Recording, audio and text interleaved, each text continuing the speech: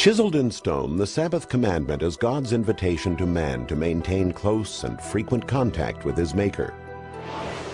And in over 100 ancient and modern languages, the human family has adapted the very word Sabbath as the name for the seventh day of the week. But for thousands of years, there has been conflict and controversy over the proper observance of the holy day. Some people believe that the death of Jesus made the Sabbath obsolete, that somehow he did away with the Sabbath. In the 2nd century, the first day of the week, the day of the sun, became a popular day of worship for some Christians. In spite of the popularity of sun worship and the Sunday laws of emperors, many Christians continued to worship on the seventh-day Sabbath. In fact, Christian churches that abandoned the Sabbath were in the minority. But that didn't last. Sunday became an established part of Christian worship. The minority who kept the seventh day suffered through dark times of trial and persecution, but eventually interest in the Bible Sabbath revived. The matter is clear. It takes only our own records of days and weeks to make an end of the argument. It is the seventh day, the Sabbath of creation, that we need to keep holy. And now, the story of the Sabbath continues in the concluding episode of The Seventh Day, Revelations from the Lost Pages of History.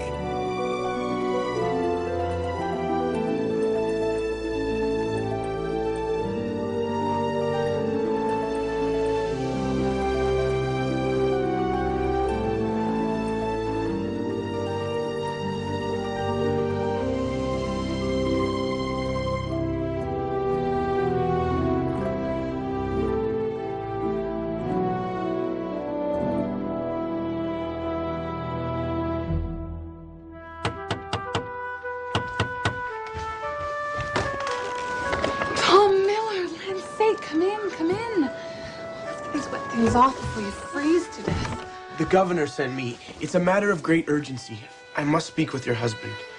He's not well, Tom, but I know he'll be glad to see you. Come and sit by the fire.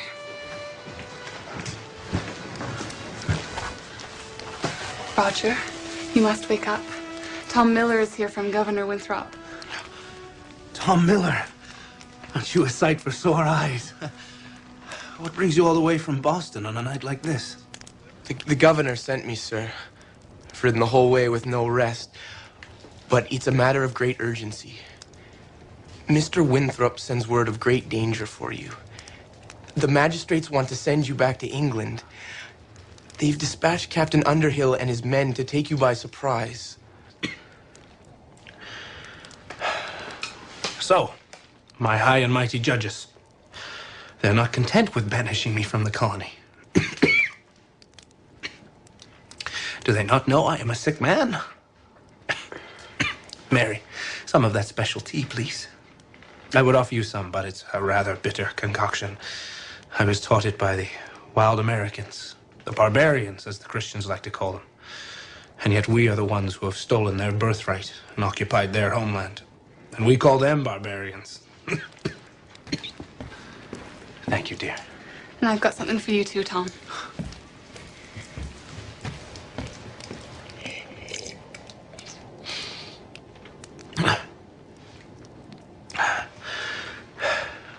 So, it seems as though they are afraid I will find refuge in this wilderness and raise an army of malcontents and nonconformists. This is now their plan for my future. It's the dead of winter, and they want to send me on a ship back to England. Perhaps England would be a welcome change. More civilized and all. Civilized, you say? Let me tell you what going back to England means. Going back to England means falling into the merciful hands of the Archbishop William Laud. I can well remember how civilized he was when he condemned Alexander Leighton for following his own conscience. Leighton? Well, you've not heard of him. As fine a Christian as walked. In civilized England, William Laud, in Christian kindness, you can be sure, condemned him to 36 stripes across his naked back, to have his ears cut off, his nose split, and his face branded. And then our Christian friend had him pilloried in the frost and snow. Oh. I suppose my crimes are worse than his. I am to be hounded from my home and family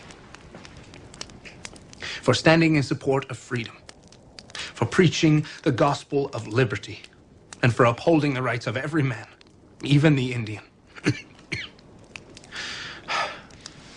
Tom Miller, thank you for bringing me this news. Go to the governor and thank him for his warning. I tell him I am not for England. I will live free in this new world, whatever the cost. But, sir, what if... No arguments, my lad. I'll be fine. I know this good land far better than Captain Underhill, I can assure you of that. And go now. And God be with you. And with you, sir.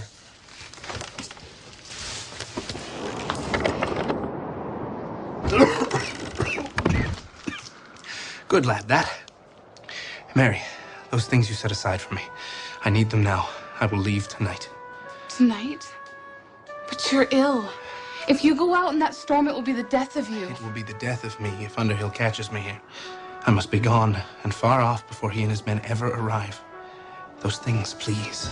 Yes, I've got them here. I'm not sure which is worse, having Underhill catch you or you catching your death out in the storm. I'll take my chances with the storm any day. At least, kiss your babies goodbye. They will miss you terribly, as will I. Do not disturb them. You will all be in my thoughts every waking moment. And God willing, we will be together very soon. I must go now.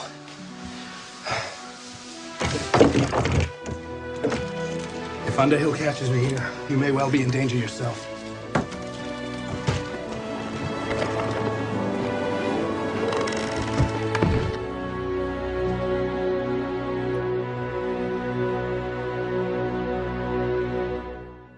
It was January 1636 when Roger Williams left home and hearth to brave the icy cold of that New England winter. His flight was an act of defiance against a repressive regime. And this was a defining moment in the cause of religious liberty. And it would have a significant impact on the story of the seventh-day Sabbath. Hello, I'm Hal Holbrook.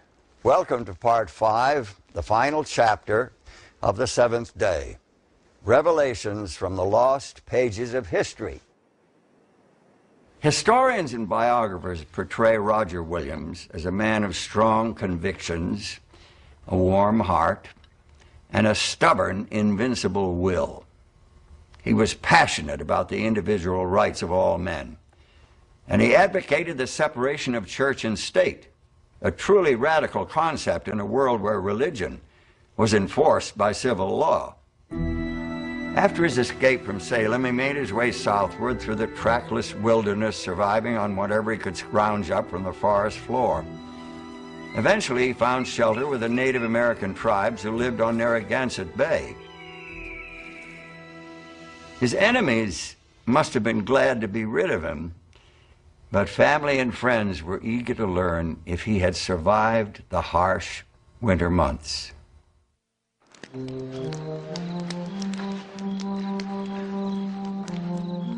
I'm sorry. I'm looking for my friend, Mr. Roger Williams. I was told you may know about him. Well, he was very sick and is more than likely... He's more than likely been nursed back to health by his good friends and is doing just fine, thank you. Mr. Williams! So, my young friend, you finally found me. Well enough. Does the governor still remember me? I could use some news about Salem or Boston. Come, sit down. Tell me. Well, sir, Mr. Winthrop bade me find you and wishes for news that you are well. And Mrs. Williams sends her love, too, and says that she and your daughters are fine and hope to see you soon. I am well, as you can see. And thanks to God and the kindness of my red friends here, I shall soon have a grant of land, and fairly earned. This is the land of liberty you are seeking. Liberty inalienable rights, and no power of government over spiritual matters. Does it seem strange to you that I claim freedom for every man? Well, the Puritans of Boston used the sword to enforce their religion. But to force religion on an unwilling convert is nothing less than the rape of a soul. See, Tom, the sword of man can force an entire nation into a sort of formal religious pretense. But that is worthless before God. It is only the sword of his spirit that can rightly rule over matters of conscience. So, when you go to the governor, tell him, I must act according to my conscience. I will have a land of freedom, where men may live and worship according to their consciences. And take word to Mary that I will send for her soon. I miss her and the babies very much. My youngest is named Freeborn, which is exactly what she is. I am determined that she will grow up in a land of liberty. I will make a place for my family where we can be truly free. Now, you must be starved. And let me tell you... The grant of land that Roger Williams received, fairly earned, from the Narragansett tribe, became a safe haven for those who opposed the mandatory religion of the established colonies. His vision of personal freedom is immortalized in the charter of the Rhode Island colony, the colony that he founded. Here's what it says. No person within the said colony at any time hereafter shall be anywise molested, punished, disquieted, or called in question for any differences in opinion in matters of religion. And there were differences of opinion, many of them, including the matter of the weekly day of worship.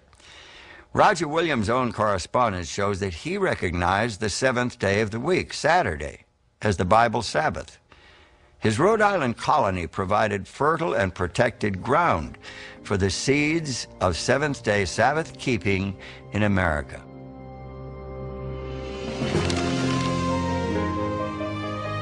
News of Roger Williams' radical new colony aroused widespread criticism in England. But the promise of freedom from religious tyranny was appealing to many, and they were willing to brave the sea and the wilderness frontier in their quest for liberty. Among those who boarded the ships was a Baptist couple from Tewksbury, Stephen and Anne Mumford. They are the ones who carried the seventh-day Sabbath to the New World. In 1665, Stephen and Anne Mumford arrived in Newport, Rhode Island. They likely came because this was where there were Baptist churches, a colony where there was complete religious freedom, the only colony with that freedom. They may also have come for economic reasons. Mumford was a businessman, very successful later on, and this was a busy commercial port. In December of 1671, the Mumfords and a handful of others formed the first Seventh-day Baptist congregation in America. The group flourished within the protected environment of Rhode Island, but when members ventured beyond the shelter of their home colony, they ran into trouble. In Connecticut, for example, members of the Newport Church were fined, even imprisoned, for working on Sunday because their worship day was Sabbath, and that was a way that the state could harass them for their nonconformity. Those early Seventh-day Baptists saw that their Sabbath beliefs and practices would stir up conflict in any Sunday-keeping community. Their solution was to heed the call of freedom on the expanding frontier. The pattern of establishing churches at the edge of the frontier, which happened over and over again, partly was because it was easier to find uninhabited land, to start the town, to start the church, to create other institutions that were conducive to Sabbath keeping and to religious freedom in general. And so it became a way of extending the Sabbath because as other people came to the community, they were drawn in very often. And this happened all the way across the country so that by 1900 their churches were scattered clear to California.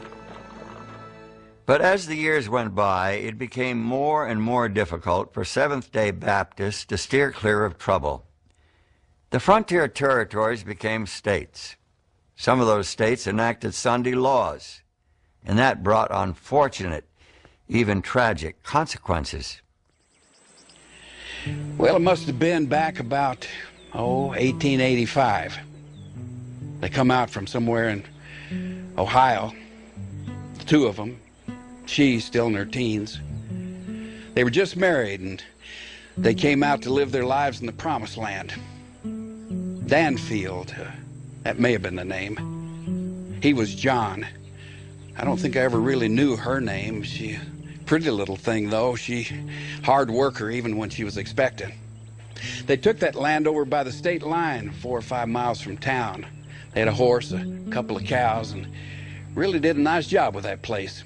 They had a fine cabin and a good well, and that first year they grew up a right nice garden. Now, most folks in this area are religious.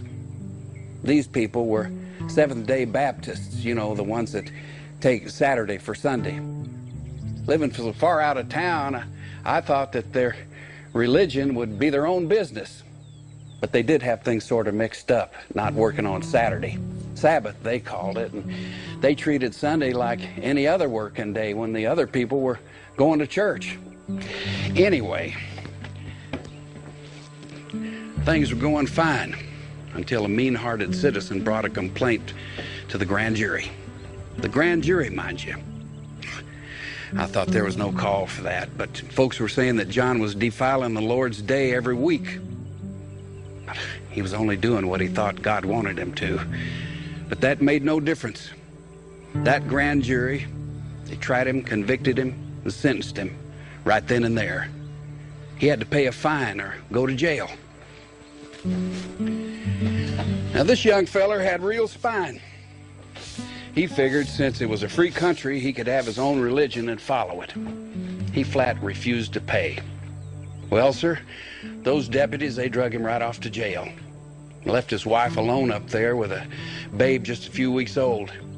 It was bad enough, him in jail, worrying about his wife and babe and all, but it was even worse for her. Separated from her husband, no support from anyone. Oh, 1 or 2 of the ladies did come up from town, but she was pretty much left on her own up there. She hoped every day to see him coming up the road, coming home to her. They say that she sat up by the gate holding her babe for hours at a time. A few weeks went by like that. Well, the babe took sick, and next thing we heard, the poor little thing had died right in its mama's arms.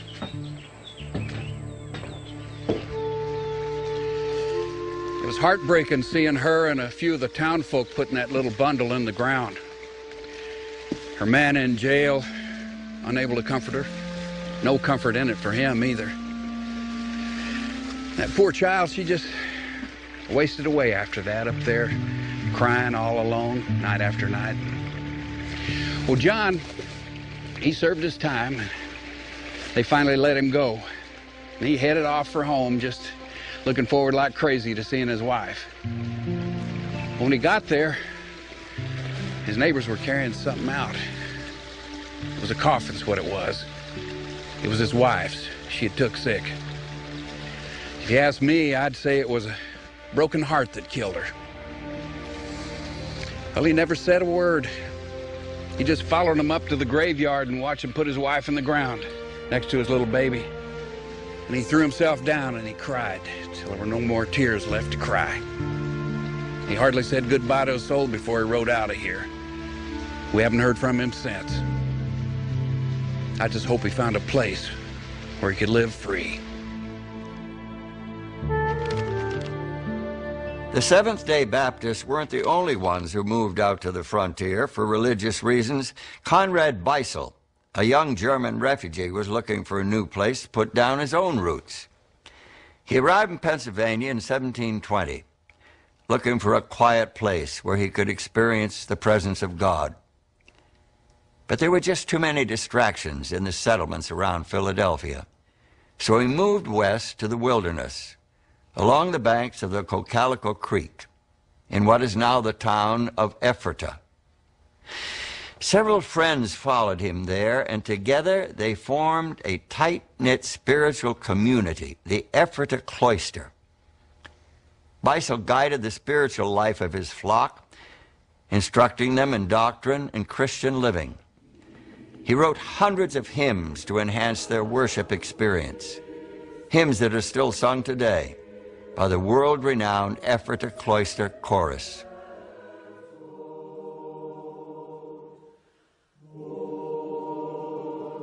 It was an austere existence. They practiced celibacy, men and women living in separate quarters. They were hard-working, industrious folks. They put up sturdy buildings, planted orchards and gardens, and operated a successful printing business. It was a physically exhausting lifestyle there on the frontier, and that gave special meaning to their weekly day of rest, Saturday, the seventh day. Beisel described his Sabbatarian views in a treatise he wrote in 1728, Mysterion Animius, or the Mystery of Lawlessness. In that treatise, he described the Sabbath as a gift of God's grace to release people from work once a week. The Sabbath was a day when Beisel and his companions could eat bread without toil and labor. But the other 6 days of the week were definitely work days. This brought Beisel's community into conflict with the Sunday laws of Pennsylvania. In 1730, the Ephrata community had legal troubles for breaking the Sunday laws of the colony of Pennsylvania. Some of the brothers were even arrested and imprisoned in Lancaster. Although Beisel and his followers were out of step with the wider society around them, they steadfastly maintained their observance of the seventh-day Sabbath. You see, it was not only a day of rest, it was a day that for them represented an eternal reality. Also, his view of the coming of Christ and the millennium was a hope for the eternal Sabbath. So each week when the community would observe the Sabbath, they anticipated the return of Christ and what for them would be eternal rest.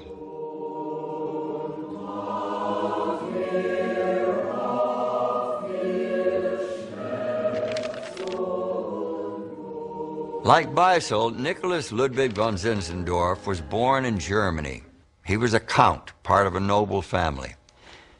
Even as a young man, he had a sensitive devotional spirit. When he was 19, he visited a gallery in the town of Dusseldorf, where he saw a painting that would change his life forever. It portrayed Jesus on the cross, wearing the crown of thorns.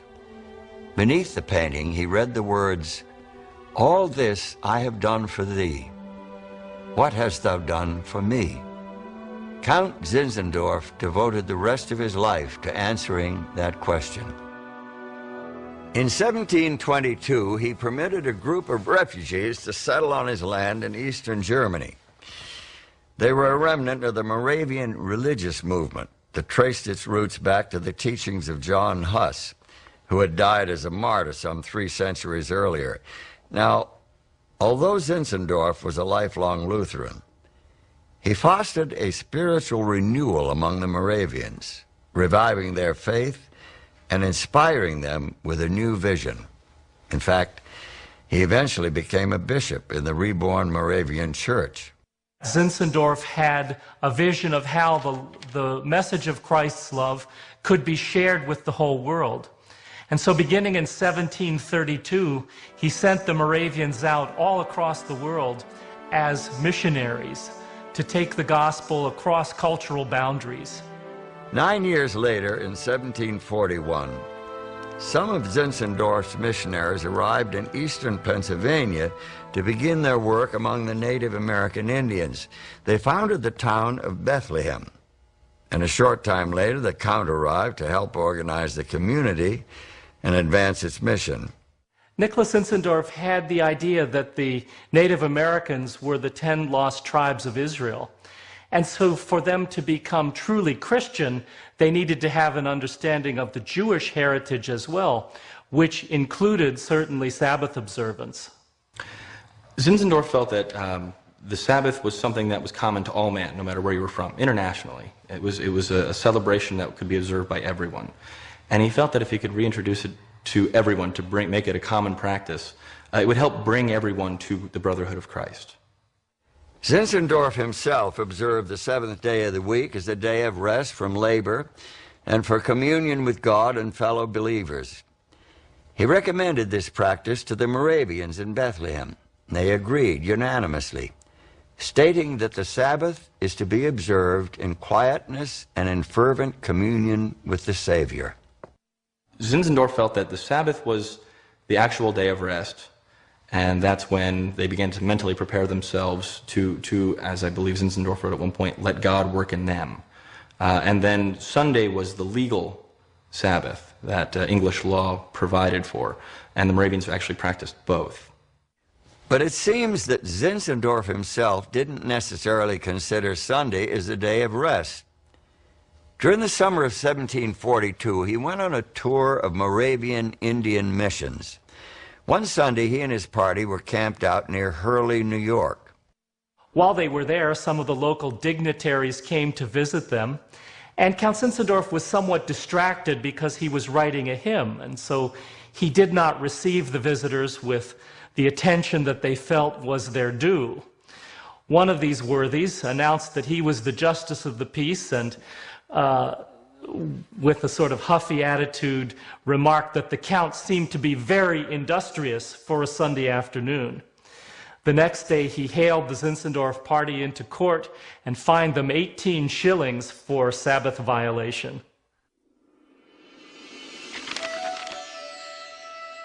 As the 19th century dawned, most Protestant churches in America were bathed in the glow of optimism. Many people believed that a millennium of peace was about to begin, but not everybody agreed. A former agnostic named William Miller proposed a disturbingly different idea. Rather than a millennium of peace, he saw the world heading to a cataclysmic crisis, a catastrophic end to this present world and all that it contains. Miller and his colleagues carefully examined Bible prophecy, using methods of interpretation that Bible scholars had used for centuries. They came to the conclusion that Jesus Christ would return to earth in glory with a vast army of heavenly angels in 1844. Thousands of people, concentrated mostly in New England and New York, accepted this view. They joined William Miller and the others in preparing for the grand climax of history. Belief in the second coming of Christ was the glue that held them together. Nothing else was worth worrying about, not their farms or their businesses, not their individual creeds and traditions, and certainly not the question of which day was the true Sabbath. And this is where the Seventh-day Baptists come back into our story. During the early 1840s, Seventh-day Baptists had a new evangelistic emphasis to share the Sabbath with other Christian believers, particularly the Baptists who were not Sabbath keepers. And so they published a series of tracts, and they began to promote these and to take them from place to place, and their members would seek to influence those who were around them, and they found, to their disappointment, that no one seemed interested. No one wanted to listen to them. But near the little town of Washington, New Hampshire, a Seventh-day Baptist lady decided it was time to make someone listen. That lady was Rachel Oakes, and the someone who listened was Frederick Wheeler, a Millerite preacher. Elder Wheeler, good of you to come. Now, give me your overcoat, and you can leave those muddy shoes right there by the door. Sister Oakes, I am curious as to why your invitation was so urgent. No serious problems with you or your daughter in your home, I hope? Nothing of that sort. Now, come along into the sitting room. I'm most eager to speak with you. Would you please put some tea on for us, dear? Do sit right here. Now then, you and your family are well, I hope, even though you were away so much. Yes, sister, the family is well. Anyway, there's not so much to do on the farm this year, since the Lord will be coming in just a few months. That may very well be, but all the same, we have to prepare for the future in case he does not return before another winter. Wouldn't you agree? Well, I suppose that possibility does exist, Now then, but I do believe... Let me tell you why I appeared so agitated at services this Sunday past. and why I was so earnest about having this meeting with you. Do you recall your sermon before we shared the Lord's Supper? Of course. It was my usual message for the communion service, the need for proper preparation so that we do not take the body and the blood of the Lord unworthily. You assured us that if anyone is living in conscious disobedience with the divine commands, he is unfit to share the Lord's Supper. I am flattered by your close attention, but surely you do not disagree with my sermon, do you? Oh, to the contrary, I agree with it wholeheartedly. I agree with it even more than you do, I dare say. How so? I believe, as you do, that it is our Christian duty to obey the commandments from love toward our Savior. But when I heard you speak those words beside the communion table, I could barely restrain myself from rising to my feet in objection. Just listen to this. Remember the Sabbath day to keep it holy. 6 days shalt thou labor and do all thy work, but the 7th day is the Sabbath of the Lord thy God. Of course, I know the passage well. Yet you yourself and your congregation are in disobedience to this very commandment. Disobedience? How can you bear to face your Savior at his coming while you ignore so clear a revelation of his will? He declared the 7th day to be his holy Sabbath. How can you content yourself with observing the 1st day? But, Sister... The 1st day, Elder Wheeler, which is Sunday, rather than the 7th day, which is Saturday. Don't you see? As the minister to your flock, it is your duty, your privilege, to lead your congregation to the proper understanding of the Lord's Sabbath. I confess, I have never considered it in quite that light. Perhaps it is worthy of study. Perhaps we have been so absorbed with the thought that the Lord may yet come this year that we have ignored other important issues. Yes. I must make this a matter of study and prayer. That is all I ask. I feel certain that the truth will become as clear to you as it has to me. Thank you, dear. Frederick Wheeler was deeply affected by what Rachel Oakes had said to him. It caught his attention. And he took his Bible and he took those Sabbath tracts that the Seventh-day Baptist Church had published, and he began to study them earnestly and became convinced that the 7th day was the Sabbath of the Lord. Wheeler, along with all the Millerites, was deeply disappointed when Christ did not return during 1844. But he didn't lose faith in the Bible, even if he didn't understand it fully. He continued to study the biblical basis of the 7th-day Sabbath, and he soon found that others shared his interest. Early in 1845, T.M. Preble wrote a tract in which he presented some very persuasive arguments in favor of the 7th-day Sabbath. One very interested reader was Joseph Bates, a retired sea captain and a fervent student of Scripture. Joseph Bates read T.M. Preble's material on the Sabbath that he had published in February-March 1845, and as he took his Bible and as he read that material, he was convinced that the 7th day was the Sabbath of the Lord. And as he continued to expand his understanding, he went on in the future to become the principal proponent of the 7th-day Sabbath, which led ultimately to the beginning of the Seventh-day Adventist Church.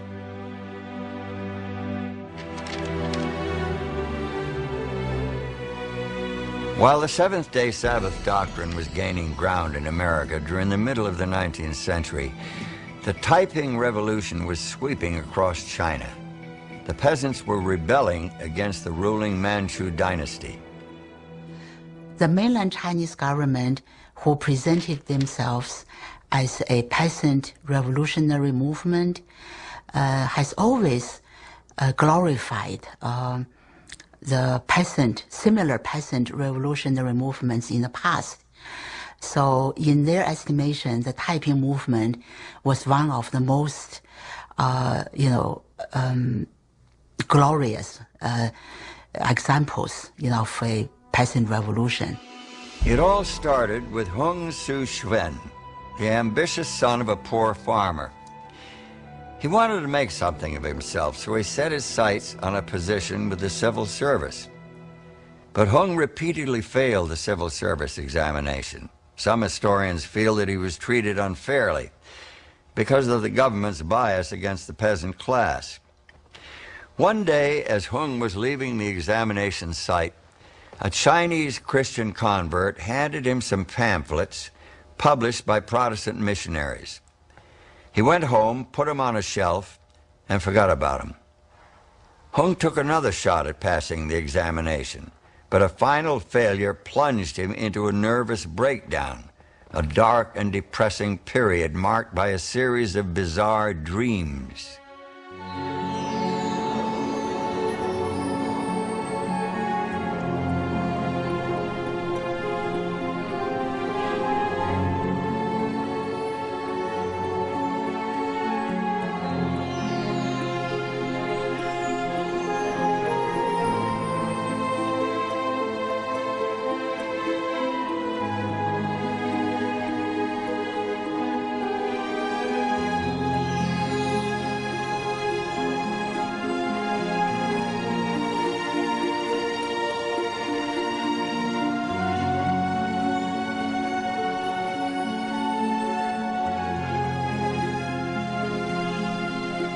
Who was the old man?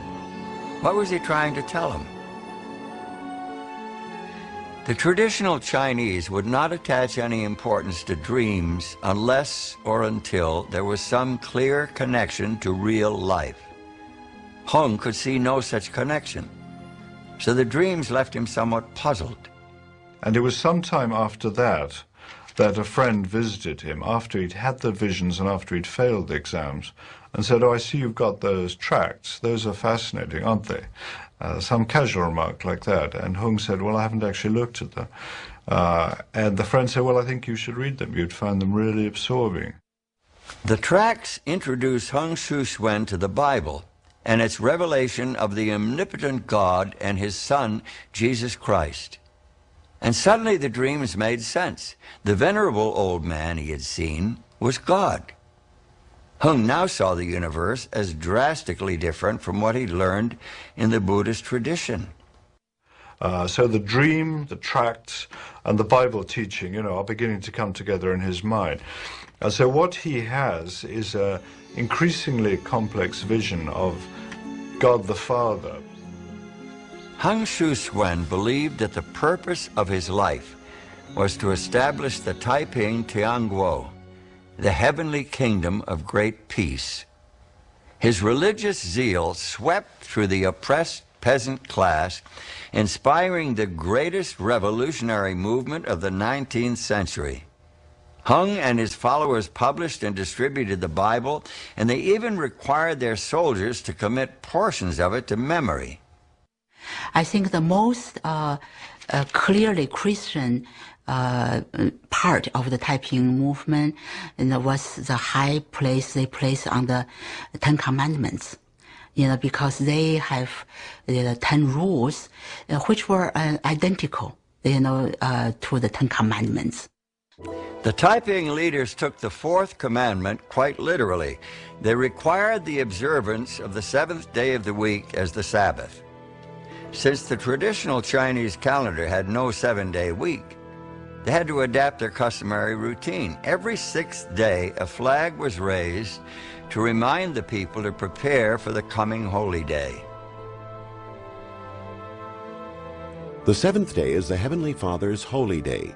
Therefore, our Heavenly Father ordered it to be the Sabbath day and appointed it as the day for worship, as an eternal reminder to the people that true happiness is bestowed upon them through the grace of our Heavenly Father, that they should forever remember the Heavenly Father's kindness. Hung Su Xuan's efforts to set up the great kingdom of heavenly peace never really succeeded. Oh, he and his followers liberated about 40% of the empire from Manchu domination. But eventually the British and other Westerners helped the Manchus gain the upper hand. They crushed Hung Sui-Xuan's revolution in 1864.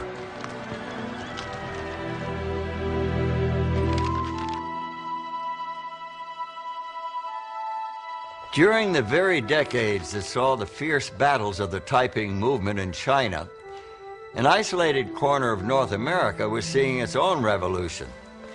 The story is well known up and down Alaska's Kobuk River Valley and throughout the surrounding territory. Back in the mid-1800s, that area was home to Menelik, the Eskimo prophet. His story has been passed down from generation to generation. Once when Menelik was a boy, he was out there checking his snares. He saw a good place to rest, so he went over and sat on a piece of driftwood. And he heard a strange sound like tatagik. Tatagik.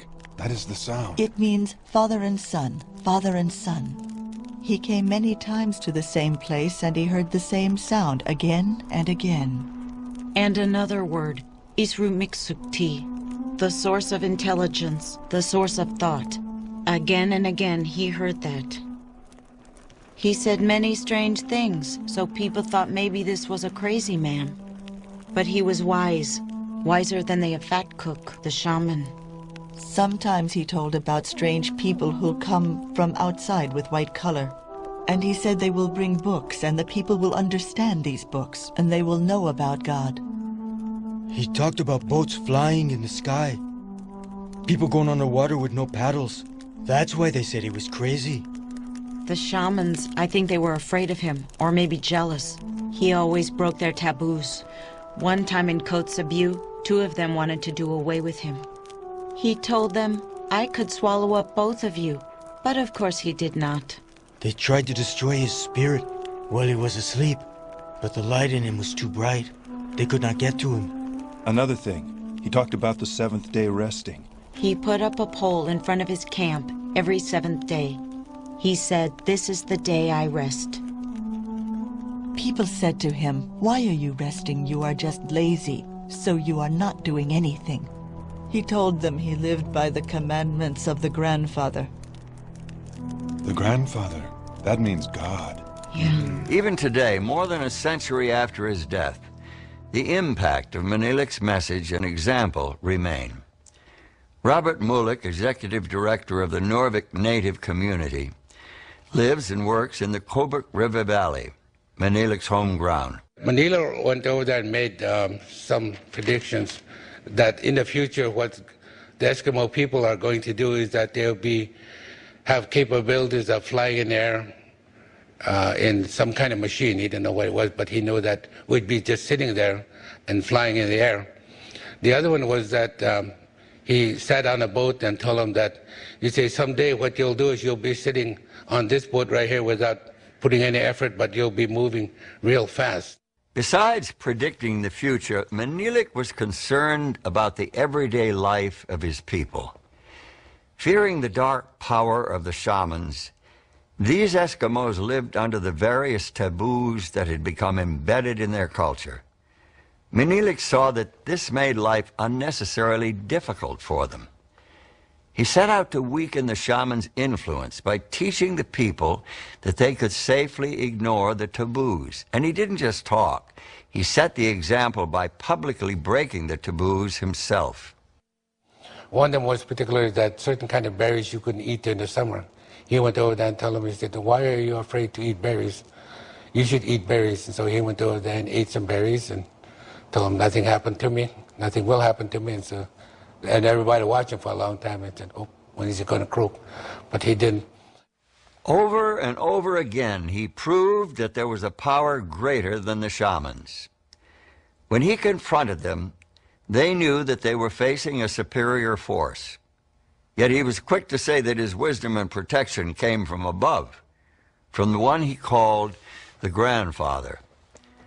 It was the grandfather who gave him power over the shamans. It was the grandfather who showed him what was to come. It was the grandfather who told him how to teach his people to live without fear.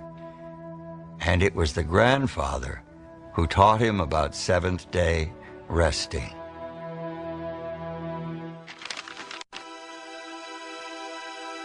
Menelik's story is just one of many where people have learned about God and his Sabbath without ever reading a Bible or seeing a missionary.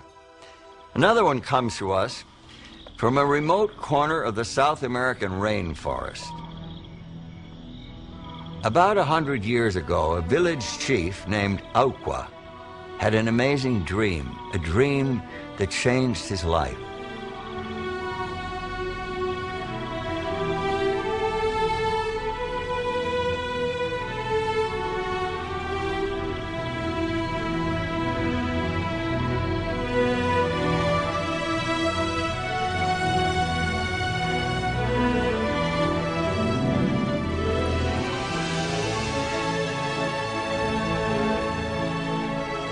The visitor told Auqua many things. He told him about God. He told him how to be healthy, how to be clean, what to eat. He taught him songs and prophecies. And of course he told him about the Sabbath.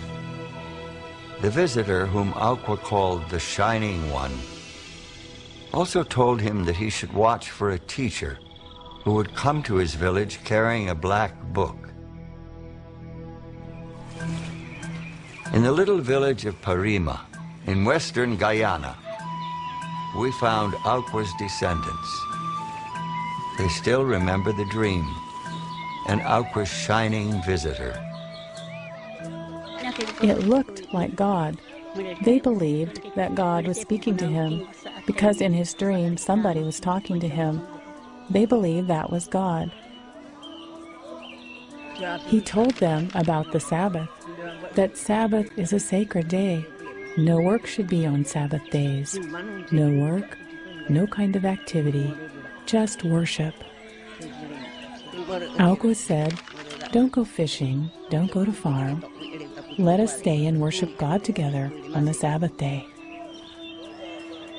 In those days, they used to tie knots on a string every week or every month. And every day they would lose one for the first day, second day, on to seventh day. So they knew which day was the Sabbath. Sort of a primitive weekly calendar. But it was dependable. It was still working several years later when a lone missionary made his way to Auqua's village. He was carrying a Bible, the black book, just like Auqua's dream. What he found was extraordinary. Rather than the typical primitive people of the jungle, the villagers were clean and healthy, and they were faithfully observing every Saturday as the Sabbath, a custom their descendants continue to this day.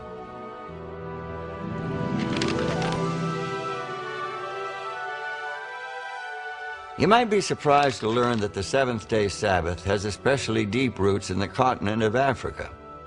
Scores of independent churches have sprung up among the people of Africa since the arrival of Protestant missionaries back in the 18th century. With African founders and leaders, these indigenous groups share a common background. Sidney Davis, a researcher and lecturer on African Christianity, explains. The African Independent Church movement is an expression of secession from Western imperialism, the imposition of Western culture upon the African. And so it's appealing to them because they're able to express Christianity from within their own experience instead of within an imposed culture. This widespread Sabbath observance should not be surprising. The Sabbath concept is expressed through various African languages and traditions.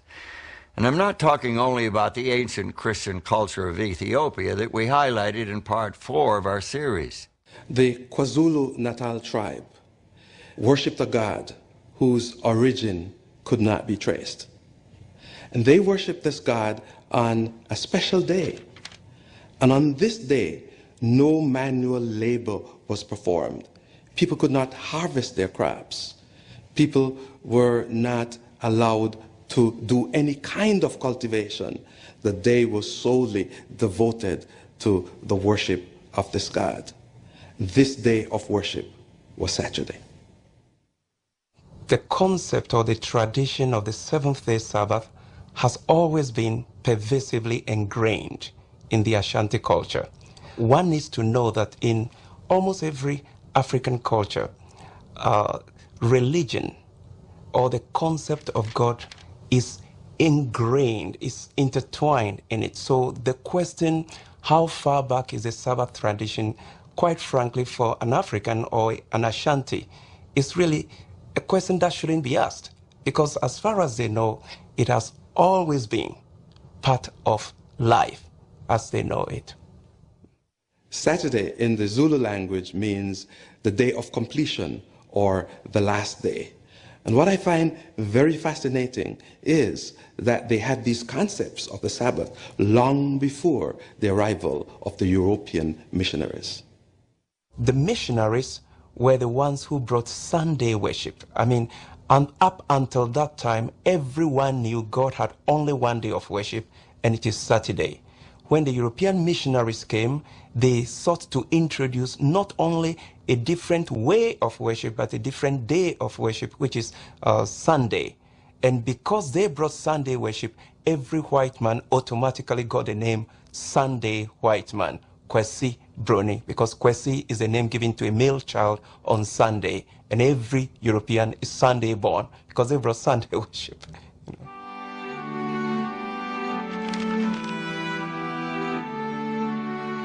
In America, the tradition of Sunday as a holy day has characterized religious life for centuries. On one hand, its proper observance has been seen as a requirement for God's blessings.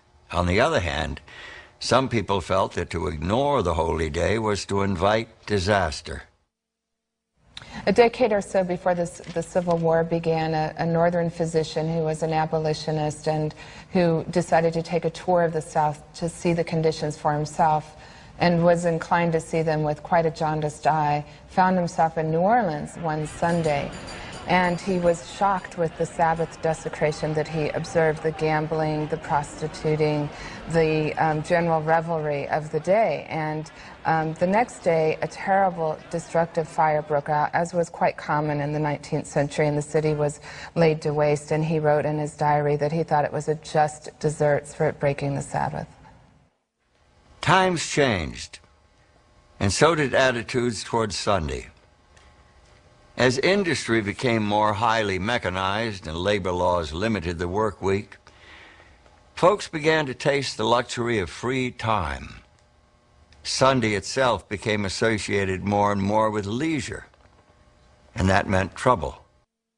The problem was that the dollar mark was being put on Sunday through leisure and recreation. That is to say that professional baseball, theaters, amusement parks, all of these activities that constituted leisure and recreation were profitable, and many entrepreneurs were making profit from it, and therefore they were profiting from the Sabbath. In the eyes of many religious leaders, the secularization of Sunday was a giant step in the wrong direction. There were strong and influential voices calling for more laws to limit commercial and even private activity on Sunday. Those efforts to protect Sunday continue even today, supported, for example, by the Lord's Day Alliance. And the Lord's Day Alliance takes this position because it believes that the idea of a Sabbath day or a day of rest really antedates any of our religious communities, even that of Judaism itself. Back when the Lord's Day Alliance was formed, the issue of Sunday laws was really a hot topic. In May of 1888, Senator Henry Blair of New Hampshire proposed legislation to limit secular activities on Sundays within the jurisdiction of the United States federal government. Senator Blair made it clear that the aim of his bill was to preserve the first day of the week as a day of rest and religious observance. The bill was referred to the Senate Committee on Education and Labor, where Blair was chairman. Among those who raised objections to the proposed legislation was Alonzo T. Jones. Sir, you may speak of the power of the majority in social and civil matters, but there is no majority, however large, that can invade the territory of a man's religion. Not in this land, not under our Constitution. Mr. Jones, you fail to recognize the right, or more importantly, the responsibility of the state to protect the welfare of the people as a whole. Senator, it seems that you fail to recognize the clear distinction between man's responsibility to the state and his duty toward God. The first, he must render under the force of law. The second, duty to God, must be carried out only under the force of love, and that freely, voluntarily. No law can command love. But the law of the state must protect the people to carry out their duty to God. Our Sunday law is written to ensure the preservation of the Lord's Day for the benefit of the people. An admirable goal, Senator Blair, but completely unnecessary. Our Constitution already recognizes the rights of the people with respect to their religion. Your Sunday law would add nothing to our fundamental freedoms. It would rather add restrictions. I'm afraid, sir, that you are blind to the realities of our age.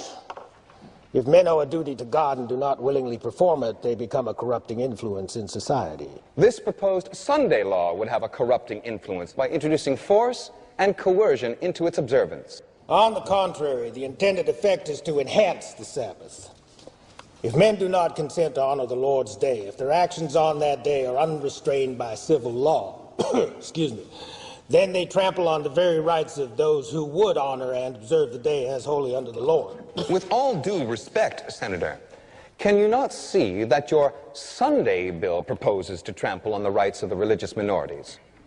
Do you really want to revert to those dark ages where church and state united to force men to violate their conscience and conform to an officially established religion? Now, that is an unworthy comparison, sir. Our Sunday law is for the ultimate benefit of the whole society.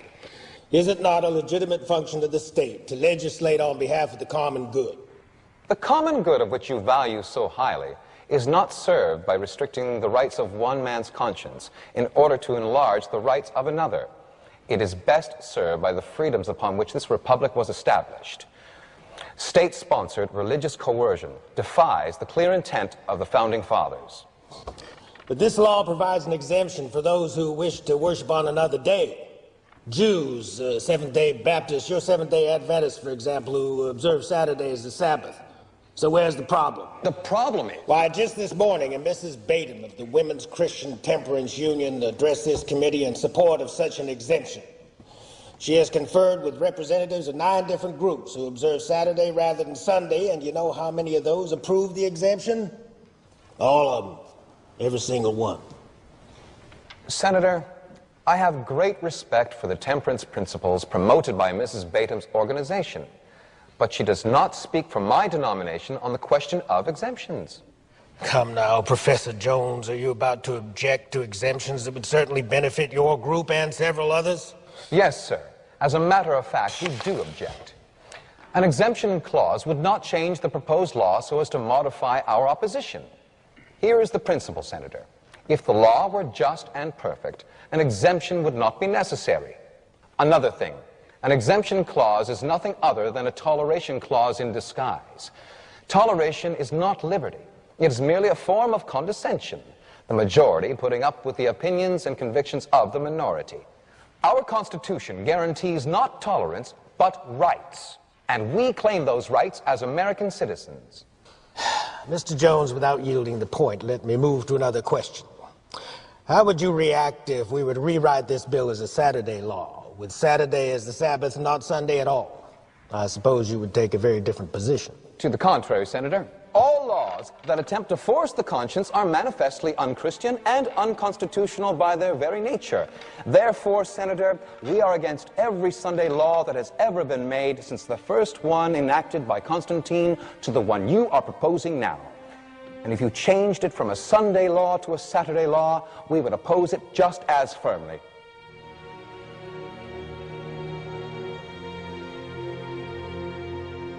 Senator Blair's bill never made it out of committee. But there were already plenty of other Sunday laws, which are commonly called blue laws. In fact, In America today, 49 of the 50 states have laws protecting Sunday. Alaska is the only exception. But just because these laws exist doesn't necessarily mean the issue is settled. State Sunday laws have been challenged under a number of provisions of the Constitution, both the federal and the state constitutions, including due process of law, equal protection, violation of the separation of church and state, and violation of the free exercise of religion. By and large, they've been upheld by the state courts as constitutional. Back in 1961, the U.S. Supreme Court heard 4 different cases that challenged the constitutionality of Sunday laws. Religious liberty advocates were hoping for judicial recognition that Sunday laws are unconstitutional based on their religious content.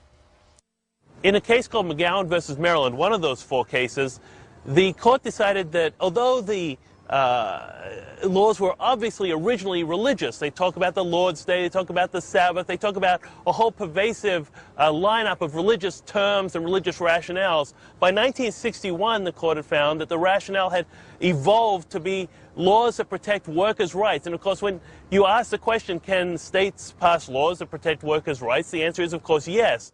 With so many blue laws on the books in the United States, it's fair to ask why we hear so little news about their enforcement. Are local authorities arresting folks? Are judges handing out sentences? Are the public coffers being enriched by the fines levied on the guilty parties?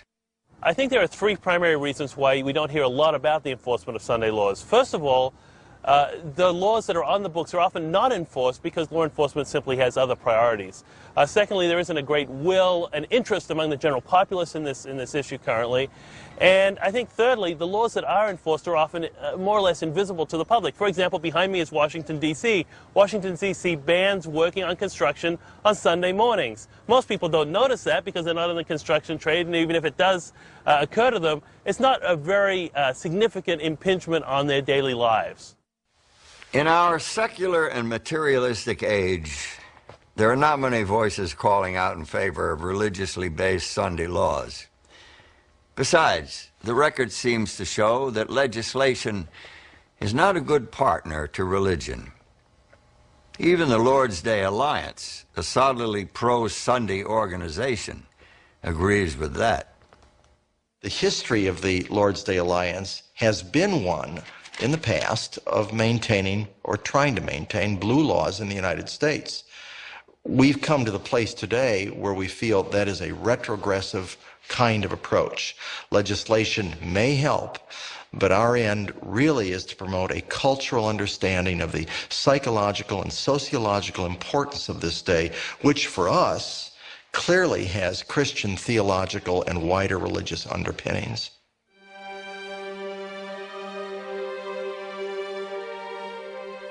History proves that in matters of religion, persuasion is better than force. But even today, it's not at all unusual for people who keep the seventh-day Sabbath to come up against laws that restrict the free exercise of their religion. In 1982, I was employed as a full-time worker by the state of California Department of Food and Agriculture. Quasi. I had applied for a position as a plant quarantine inspector with the California Department of Agriculture. He received the appointment and went to the post to look it over prior to actually reporting for duty. When I got there, I found out that I had been scheduled to work on Saturday, and I brought this up to the attention of the supervisor. The individual who was in charge at that particular location said to him, "If you're not willing to work on Saturdays, I'm not going to process your papers and you will not be employed by the Department of Agriculture."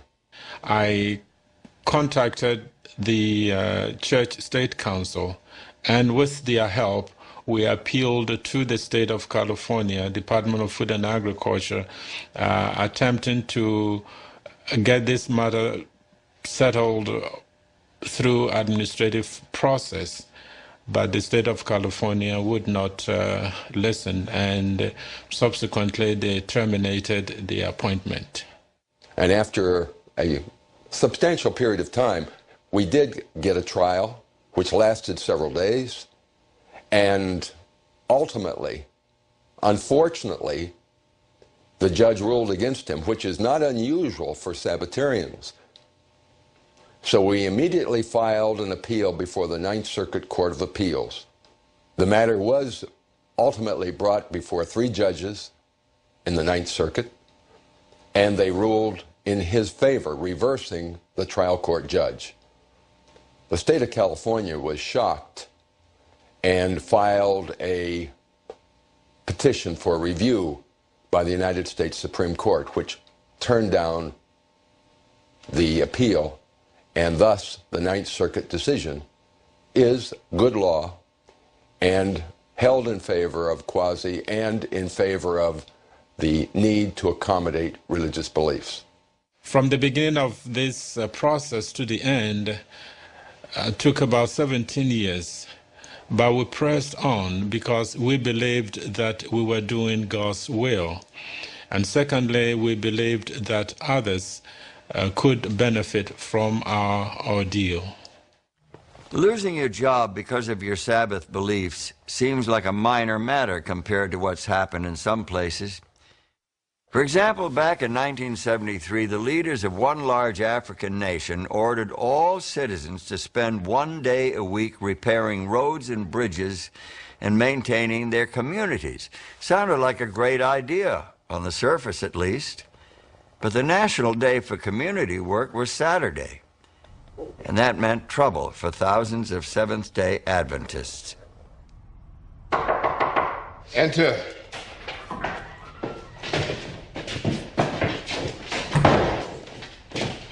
Sir, this is Gideon Kadinda. Yes, Kadinda. Thank you for coming, Citizen Kadinda. Where'd you find him? What was he doing? He was right there at his church with the others. 50, maybe 60 people. He was in front saying a prayer. There was only 2 of us, so we couldn't bring them all. We tried to talk some sense into him, to make him tell them to leave the church. The others, they're still there in the church? Yes, at first, they tried to follow us. We told them to leave, get to work, and they went back to the church. Okay. Citizen Kadinda, tell me, what did you see out there as my men brought you here? People working. Yes. They're filling the holes in the roads. They're cutting the bushes and the weeds. They're doing these things here, and all over this country, others are doing the same. And do you know why? Why are people all over this nation working in their communities today? National Service Day. So, you do know it's National Service Day. Today and every Saturday of the year is National Service Day. But for some reason, you do not join your fellow citizens in working for the good of your community and your country. Instead, you are at church. But I am happy to serve my country on another day of the week. Just pick the day and I will do it. Chair. Sit down, please. The law of the land says Saturday is National Service Day. So that is the day that we all will do our work in our community. That includes you and all the people in your church. You are their leader, so you must tell them. Even if I tell them, they won't do it. Not on a Saturday. Saturday is God's Sabbath. You can tell them now that has changed. Let them worship God some other day. I cannot change the day. Saturday is God's Sabbath, not mine. It is His commandment that we keep it. I cannot change it. Listen well, Kadinda. Make your people act like good citizens, or you will personally suffer the consequences. This bruise on your face will seem like a mosquito bite. Take him, lock him up. Sir, look at me. These men, they have beaten me. My blood is on my shirt and on your hands. They may beat me again, perhaps kill me. But this will not change anything. I cannot tell my church members to break the laws of God.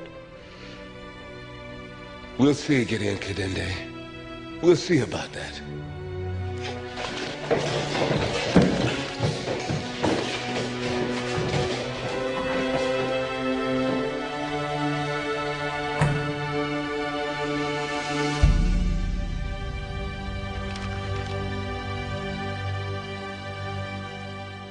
Seems that Sabbath keeping can be expensive, inconvenient, and even dangerous. In the face of all this, you'd be surprised at how many Christians there are who observe the seventh-day Sabbath today. The Directory of Sabbath-observing groups published by the Bible Sabbath Association lists over 400 Sabbath-keeping churches and denominations. One of them, the Colorado-based Church of God, Seventh Day, has a worldwide membership of close to 200,000. The Seventh-day Sabbath is important to us as a denomination because of our commitment to be a biblical, a Bible-based fellowship. We believe that the Sabbath is an integral part of biblical teaching, and it would be impossible for us to teach the whole counsel of God and to live by every word that proceeds out of the mouth of God if we continued to ignore His seventh-day Sabbath. It was back in 1896 that the Church of God and Saints of Christ was established by William Saunders Crowdy in Lawrence, Kansas.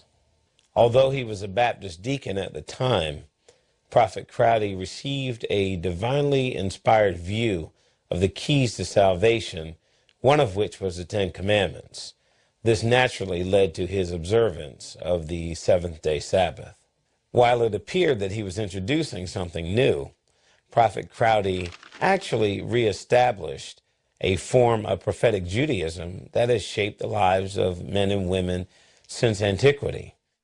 Many of the smaller Sabbath-keeping groups grew out of the Worldwide Church of God, founded by businessman Herbert W. Armstrong. The story has an unlikely beginning. You see, it was actually Armstrong's wife who got him interested in the seventh-day Sabbath. It happened back in 1926. In Eugene, Oregon, Mr. Armstrong's wife was convinced by a neighbor that she should be keeping the seventh-day Sabbath. The lady proved this to her from the Bible. When she told Herbert about this, he was irate. So irate that at one point in their argument, he said that he would divorce her if she continued on this fanaticism, as he called it. She said, rather than divorce me, why don't you look into it and see whether or not I am correct? Herbert Armstrong didn't divorce his wife. Instead, he accepted her challenge and spent several months studying in a nearby library. To his amazement, he could not prove her wrong. He had backed himself into a proverbial corner and could reach only one conclusion. Saturday, the seventh day of the week, is the Bible Sabbath. This became a hallmark of the church he founded. Herbert W. Armstrong died in 1986. The new leadership of the Worldwide Church of God took the denomination in a different direction, bringing it into line with the majority of the Christian world. This included shifting their day of worship to Sunday. The changes cost the church about half its membership. We see a very different picture when we look at the Seventh-day Adventists, the preeminent proponents of the seventh-day Sabbath today. Membership totals more than 13 million in some 200 countries and is growing rapidly. Although their theology is firmly rooted in the Protestant tradition, Seventh-day Adventists have been a special target of criticism because of their uncompromising commitment to the Bible Sabbath. a commitment that some opponents see as a denial of the Christian's freedom in Christ.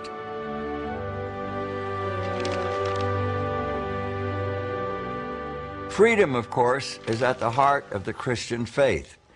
There are some who charge that keeping the seventh-day Sabbath is a rejection of Christian freedom. They say that Sabbath keeping is legalism, an attempt to earn salvation by obedience. But is true Sabbath keeping really legalism? God instituted the Sabbath at creation, before sin. Was it legalism then? If it wasn't legalism then, what inherently makes it legalistic now? When God gave them the manna for 40 years in the wilderness, the manna didn't fall on the Sabbath. Was that legalism? When God gave them the 10 Commandments, were all 10 of the commandments legalistic? Was God binding them to a legalistic code? No, he wasn't. Obedience is not legalism. Obedience can be an expression of our response in love and gratitude to God for his grace and salvation. Now, most Christian theologians agree that salvation is based on God's promises, his covenant, rather than on a person's behavior. Therefore, they insist that keeping Sabbath in obedience to the commandment is not necessary. Seventh-day Adventists agree that salvation comes only on the basis of God's promises, but they see the Sabbath as an important part of man's relationship with God. Throughout Scripture, the covenant is presented as an experience of resting in God. God wants people to rely upon him, and he gives them the provisions that he's given them in the covenant so they can have this rest and security in God. When we're outside of that covenant relationship with God, we're concerned about our salvation, we're concerned about the future, what that might bring, but within that covenantal experience, you have complete rest and confidence in God. The Sabbath symbolized that rest. In keeping Sabbath, we rest in this assurance that Jesus on the cross has redeemed us, and we are saved, and we are his children, and we can rely on him. Well, if the Sabbath does have a proper place in the Christian's life, why does it have to be on Saturdays? Most churches teach that Christians should keep Sunday instead, and they cite New Testament references to support their view.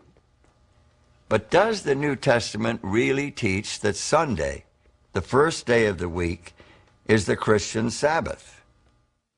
The first day is mentioned in the New Testament. Christians even seem to have met a time or two on the first day. But there's no transfer of the importance of the seventh-day Sabbath to the first day, what we now call Sunday. It does not become the day of rest. It does not become the day when God's creative activity is celebrated. It simply does not become the day of Christian worship, which remains the seventh-day Sabbath.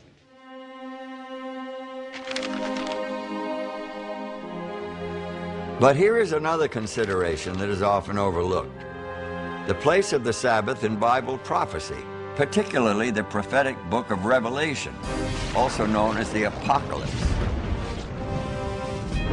The prophetic drama unfolds, symbolically portraying the war between Jesus Christ and Satan, his great enemy. It's the conflict of the ages, sweeping across the stage of human events. It culminates in a thrilling climax heralded by the appearance of angelic messengers.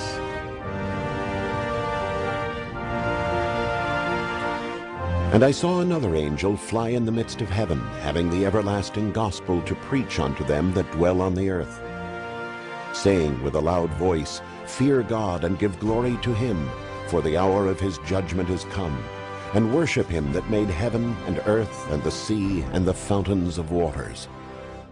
In the context of the closing scenes and phases of this drama, with the hour of the judgment having come, earth dwellers are to worship God. And then God is described. Using the language of the fourth commandment, God is described as the one who created all things. And because the passage echoes the fourth commandment, I don't believe it's stretching it too far for us to understand that at this final point in the drama, dwellers on earth are issued a heavenly summons to come back to worshiping God as the Creator on His Sabbath day, on the seventh-day Sabbath. So the Sabbath is part of God's divine plan to heal the broken relationship with His human children. Even in a world where life's true purpose and meaning have been almost forgotten, where faith languishes in the rubble of infidelity, even in such a world as this, the Sabbath continues to signal God's call to the human soul. The lost pages of history have revealed the amazing story of this almost forgotten day, the seventh-day Sabbath, the biblical day of holy rest and sacred worship. We've traced it from its origin in the biblical account of creation, where God established it to memorialize His creative work and define the weekly cycle. We've tracked it through the time of Jesus, whose ministry infused it with new meaning. And we've seen how it lived on despite the attempts to regulate it, bury it, or ban it. We've uncovered ancient evidence of the Sabbath in places as diverse as Ireland and Ethiopia, where it survived through ages of opposition and attack. We've seen it revived in the teachings of the early Anabaptists and the English Seventh-day men. We've seen it preserved in the face of persecution and martyrdom.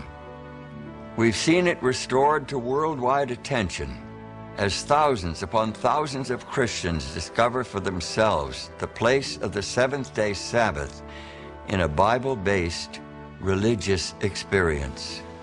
And the Bible completes its picture of the Sabbath by giving us a preview of the life to come, the future life, in a perfect universe. Listen to this.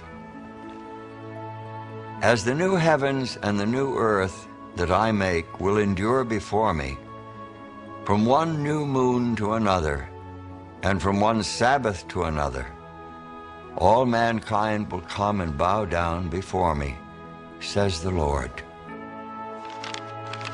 So the Sabbath, the memorial of God's creative and redemptive work, is a part of His design for the future of the human race.